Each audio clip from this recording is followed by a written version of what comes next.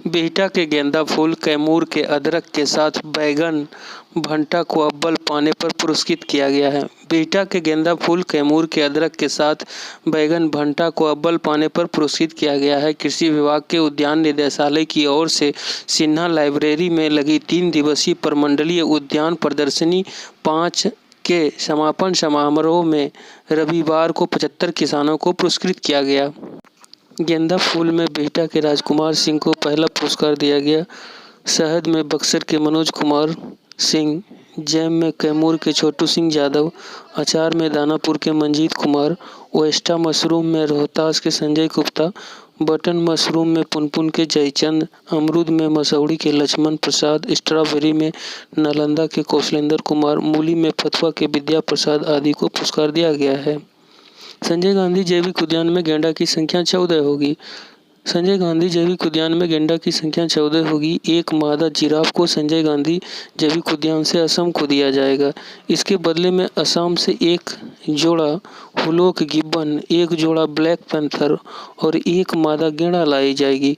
संजय गांधी जैविक उद्यान में सांप केज और चिंपैंजी केज के बीच हुलॉक गिब्बन के केज की निर्माण की तैयारी है। 2 माह के अंदर केज तैयार कर के लाने की योजना बनी है। यह पेड़ों पर उछल कूद करता है, दर्शकों के बीच आकर्षण का केंद्र बन जाएगा। एक मादा गेंडा भी आ रही है। इसके आने से स्थानीय चिड़ियाघर में गेंडा के प्रजनन में सुधार होगा। यहाँ 13 गेंडे हैं ऑलरेडी।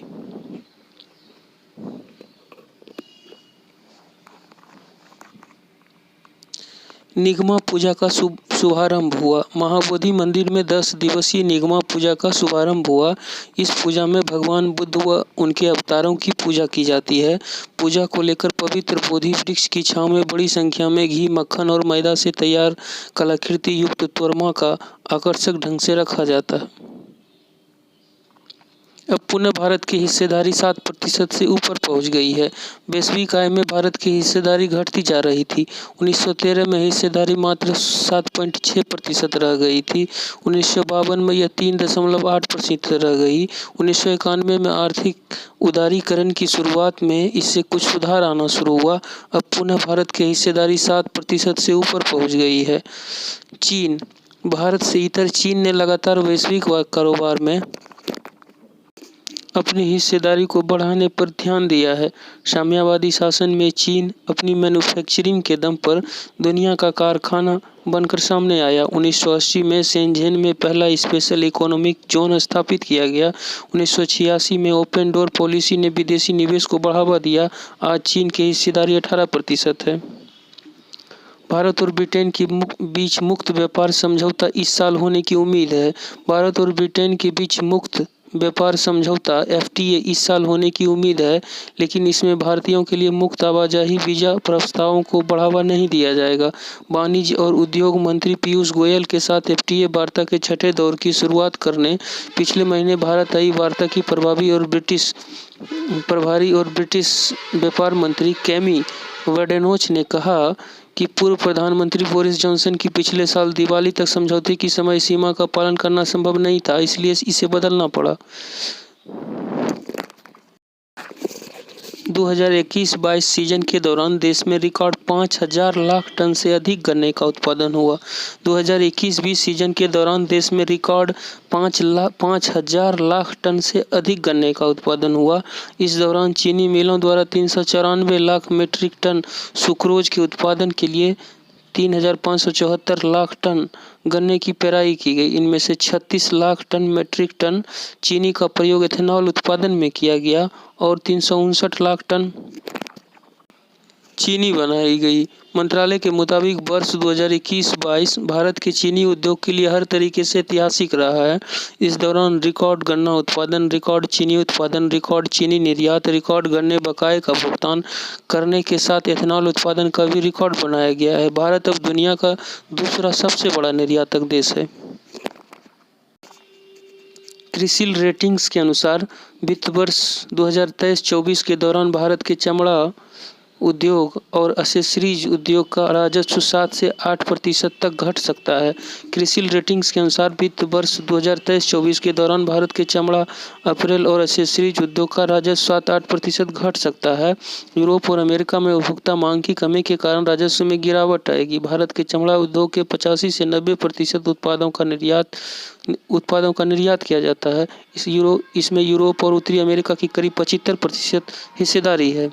दोस्तों, वीडियो में आगे बढ़ने से पहले आपसे आग्रह है कि यदि चैनल को सब्सक्राइब नहीं किए हैं तो चैनल को अवश्य सब्सक्राइब कर लें और बेल आइकन को दबा दें, जिससे आपको कोई वीडियो अपलोड होता है तो सबसे पहले आपको नोटिफिकेशन मिलेगा। दोस्तों, सब्सक्राइब अवश्य करें, क्योंकि इससे हमारा मनोबल बढ़ता है और हम आपके लिए अच्छे कंटेंट ले आ पाते हैं। So please subscribe. कुछ महत्वपूर्ण करेंट अफेयर्स इसमें बताते चलें, जैसे किस कंपनी ने भारत में गर्ल्स फॉर टेक STEM पहल के दूसरे फेज की शुरुआत की है? मास्टरकार्ड ने। किस राज्य ने हाल ही में सरकारी कर्मचारियों के लिए पुरानी पेंशन योजना को फिर से शुरू किया है? हिमाचल प्रदेश। न्यूजीलैंड की PM कौन है जिन्होंने अगले महीने पद से इस्तीफा देने की घोषणा की है? Jacinda Ardern. आशीष बेड़े द्वारा निर्देशित कौन सी फिल्म अगले महीने 73वें बर्लिन अंतर्राष्ट्रीय फिल्म समारोह में प्रदर्शित की जाएगी? आत्मा पैम्फलेट। हाल ही में किसने ग्रामीण क्षेत्रों में स्टार्टअप्स को मेंटर्स से जोड़ने के लिए एक मोबाइल एप्लीकेशन लॉन्च किया है? भारतीय युवा शक्ति ट्रस्ट ने। सोमवार को अभिनेत्री आथिया शेट्टी और भारतीय क्रिकेटर KL राहुल परिणय सूत्र में बंध गए। सोमवार को अभिनेत्री आथिया शेट्टी और भारतीय क्रिकेटर KL राहुल परिणय सूत्र में बंधेंगे। यह शादी आथिया के पिता सुनील शेट्टी के खंडाला स्थित जहान बंगले में स्वजनों और कुछ विशेष दोस्तों की उपस्थिति में होगी। इससे पहले इन क्रिकेटरों ने अभिनेत्रियों को बनाया है अपना जीवन साथी।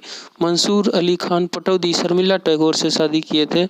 विराट कोहली अनुष्का शर्मा, जहीर खान सागरिका घटके, Yuvraj Singh Hazel Keech, Hardik Pandya Natasha Stankovic, Harbhajan Singh Geeta Basra. Ranji trophy plate group final की मेजबानी बिहार की राजधानी पटना को मिली है। Ranji trophy plate group final की मेजबानी बिहार की राजधानी पटना को मिली है। मणिपुर और मेजबान बिहार के बीच खिताबी मुकाबला 25 जनवरी से मोइनुल हक स्टेडियम में खेला जाएगा। प्लेट ग्रुप के सेमीफाइनल में बिहार ने मेघालय को 302 रन से हराकर फाइनल में प्रवेश किया था, जबकि मणिपुर ने दूसरे सेमीफाइनल में सिक्किम को 2 विकेट से हराया था। लीग मुकाबले में मणिपुर ने बिहार को ड्रॉ पर रोका था। अहमदाबाद में खेले गए इस मुकाबले में पहली पारी में बढ़त के आधार पर बिहार को अंक मिले थे। बिहार ने अपनी पहली पारी में 311 रन, जबकि दूसरी पारी में 9 विकेट पर 287 रन बनाकर घोषित कर दी थी। मणिपुर ने पहली पारी में 296 रन बनाए थे, जबकि दूसरी पारी में 8 विकेट पर 248 रन बनाकर मैच ड्रॉ कराया था।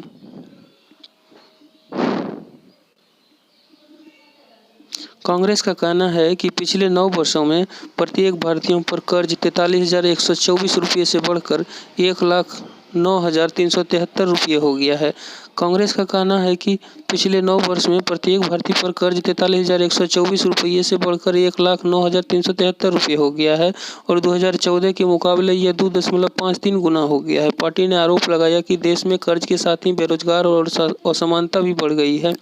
आरोप लगाया कि 31 मार्च 2014 को भारत सरकार पर 55.87 लाख करोड़ रुपये का कर्ज था, जो कि 31 मार्च 2023 को 155.31 लाख करोड़ रुपये हो जाने का अनुमान है। पिछले 9 वर्षों में हर भारतीय पर कर्ज में 66,249 रुपये की बढ़ोतरी हुई है। चुनाव आयोग तकनीक के उपयोग और चुनाव की निष्पक्षता पर दूसरे अंतर्राष्ट्रीय सम्मेलन की मेजबानी करेगा। चुनाव आयोग तकनीक के उपयोग और चुनाव की निष्पक्षता पर दूसरे अंतर्राष्ट्रीय सम्मेलन की मेजबानी करेगा। चुनाव आयोग ने रविवार को एक बयान में कहा कि 2 दिवसीय कार्यक्रम का उद्घाटन मुख्य चुनाव आयुक्त राजीव कुमार करेंगे।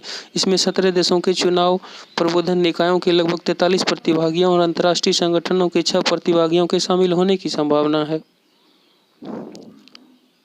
पूर्व कांग्रेस अध्यक्ष राहुल गांधी 30 जनवरी को भारत जोड़ो यात्रा के समापन पर श्रीनगर स्थित पार्टी के मुख्यालय में सुबह 10 बजे राष्ट्रीय ध्वज फहराएंगे। पूर्व कांग्रेस अध्यक्ष राहुल गांधी 30 जनवरी को भारत जोड़ो यात्रा के समापन पर श्रीनगर स्थित पार्टी के राज्य मुख्यालय में सुबह 10 बजे राष्ट्रीय ध्वज फहराएंगे। यात्रा के प्रति एकजुटता दिखाने के लिए सभी कांग्रेस कमेटी, जिला कांग्रेस कमेटी और ब्लॉक कांग्रेस कमेटी उस समय राष्ट्रीय ध्वज फहराएगी। यह आयोजन पार्टी कार्यालयों तथा महत्वपूर्ण स्थलों पर किया जा सकता है। पहली बार इस साल के गणतंत्र दिवस परेड के दौरान कर्तव्य पथ पर गरुड़ मार्च में हिस्सा लेकर शक्ति प्रदर्शन करता दिखेगा।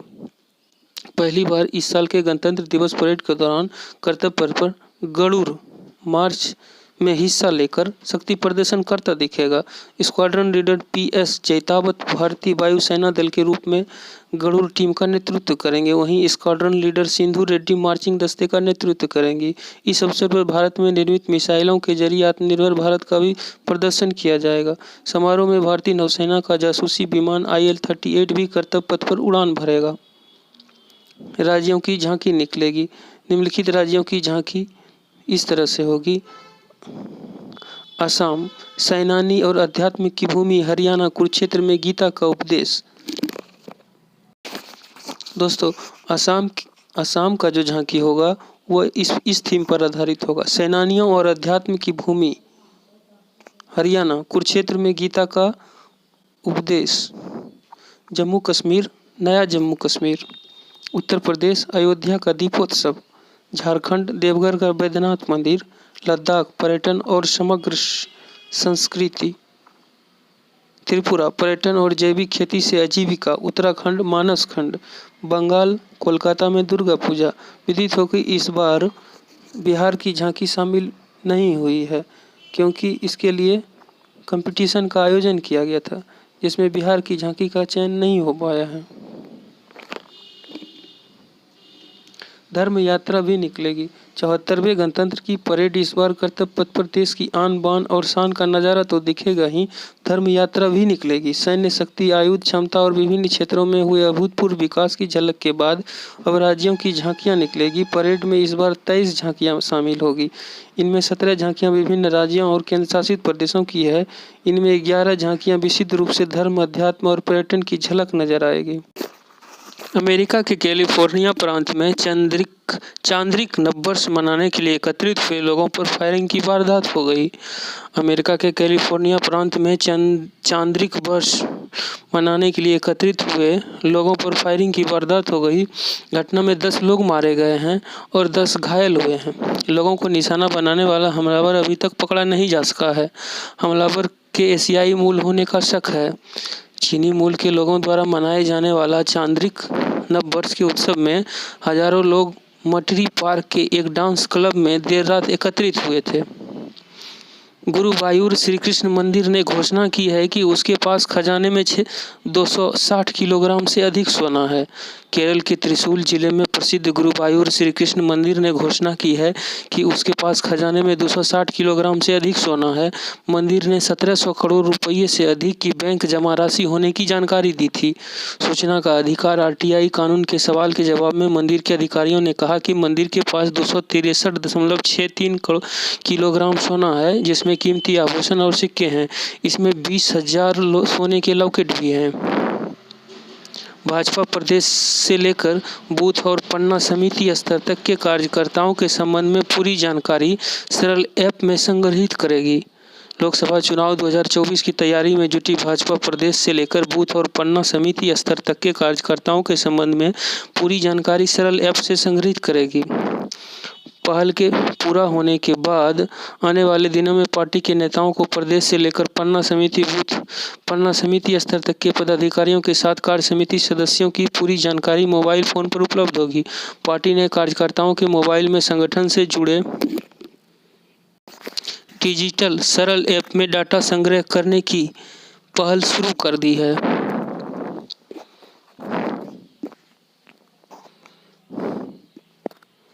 प्रोफेसर सिद्धेश्वर प्रसाद का निधन हो गया।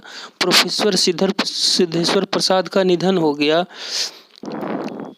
उन्होंने पटना के भूतनाथ रोड स्थित अपने आवास पर आखिरी सांस ली। प्रोफेसर सिद्धेश्वर प्रसाद 94 वर्ष के थे। समस्या होने के बाद उन्हें पटना एम्स में भर्ती कराया गया था। रविवार की सुबह उन्हें एम्स से उनके आवास पर लाया गया था। प्रोफेसर सिद्धेश्वर प्रसाद जीवन पर्यंत गांधीवादी विचारों पर चले। अमेरिका ने नई पहल की है। भारत में वीजा की प्रक्रिया को लंबा खींचने से रोकने के लिए अमेरिका ने नई पहल की है। वीजा आवेदकों के लिए विशेष इंटरव्यू का आयोजन किया है और अपने काउंसलर कर्मचारियों की तादाद भी खासी बढ़ा दी है। दिल्ली स्थित अमेरिकी दूतावास और मुंबई, चेन्नई, कोलकाता और हैदराबाद स्थित कॉन्सुलेट में विशेष शनिवार को इंटरव्यू का दिन निर्धारित किया गया है।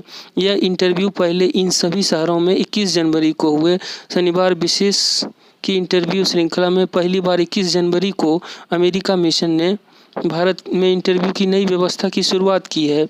पहली बार के वीज़ा आवेदकों के लिए लंबे इंतजार को कम करने की नीयत से ये कदम उठाए गए हैं। जिन प्रथम आवेदकों को इन पर्सन वीज़ा इंटरव्यू की आवश्यकता थी, उन्हें अमेरिकी दूतावास ने नई दिल्ली व अमेरिकी काउंसुलेट ने मुंबई, चेन्नई, कोलकाता व हैदराबाद में शनिवार को भी अपने कार्यालय खोला।